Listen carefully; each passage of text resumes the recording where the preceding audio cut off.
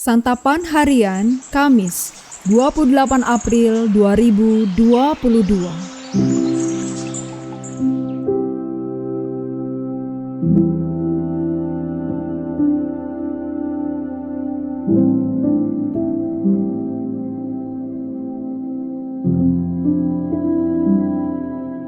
Inilah program Santapan Harian, sebuah program yang mengajak Anda menelusuri isi Alkitab, agar Anda menemukan makna firman Tuhan sesuai dengan konteksnya. Santapan Harian tertuju bagi Anda yang ingin memiliki kehidupan rohani yang segar, kuat, dan sigap.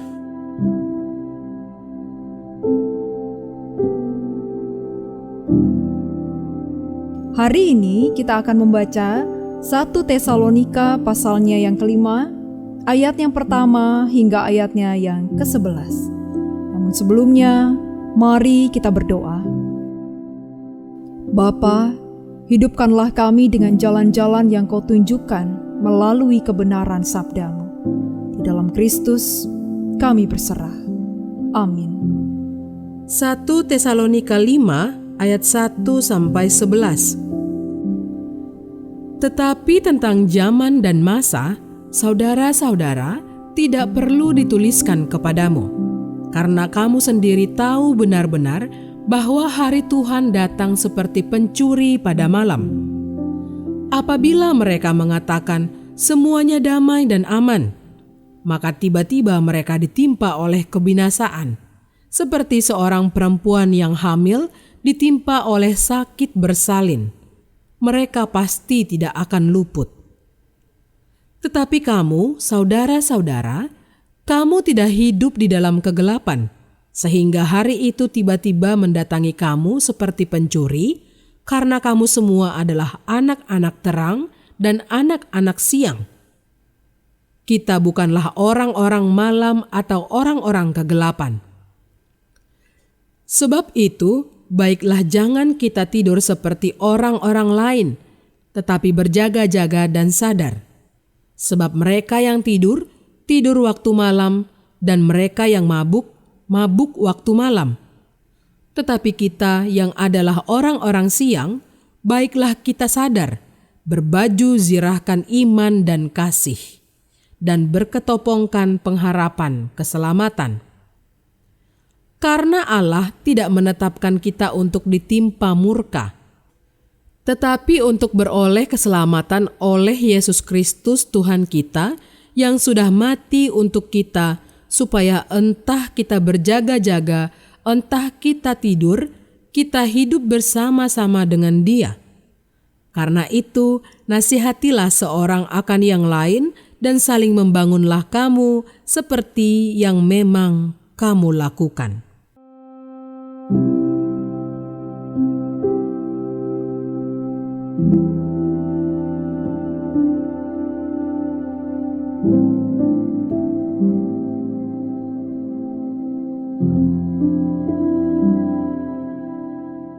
Sahabat Santapan Harian, pernahkah kita mendengar perkataan bahwa menjadi orang Kristen itu enak karena tidak perlu mencari keselamatan? Perkataan itu didasarkan pada pemahaman bahwa keselamatan adalah anugerah. Namun, perkataan itu rawan disalahartikan bahwa orang Kristen tidak lagi perlu melakukan apa-apa untuk memelihara keselamatannya. Rasul Paulus menyinggung hal ini menjelang akhir suratnya.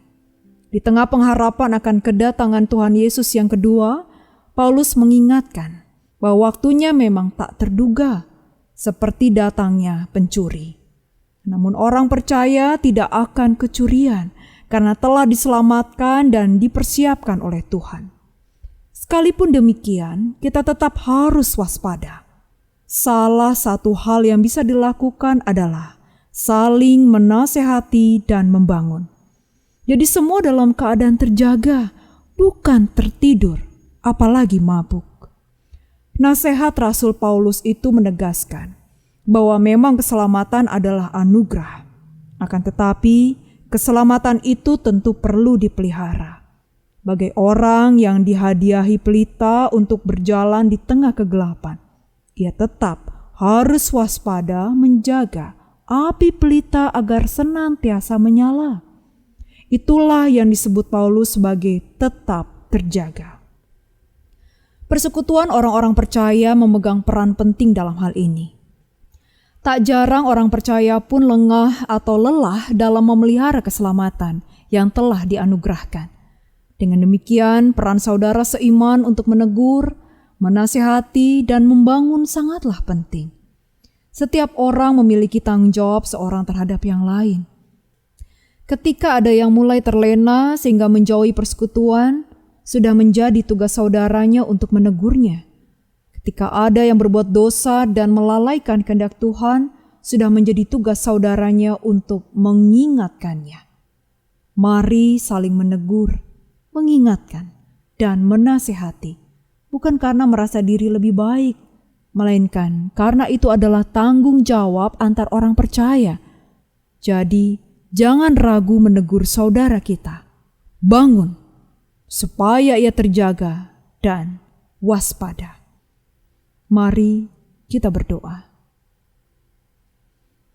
Kristus, Engkau menanamkan kasih-Mu yang murni dan tulus di dalam hati kami. Dan Kau mengajarkan kepada kami untuk memakai hati ini untuk merasa, mengasihi, dan peduli kepada sesama. Di saat saudara kami jenuh dengan rutinitas dan terlena dengan godaan dunia, mampukanlah kami untuk menegur dan memberikan semangat kepada mereka di dalam kasih, agar mereka kembali kepadamu, kembali setia kepadamu. Di dalam nama-Mu ya Kristus, kami memohon. Amin.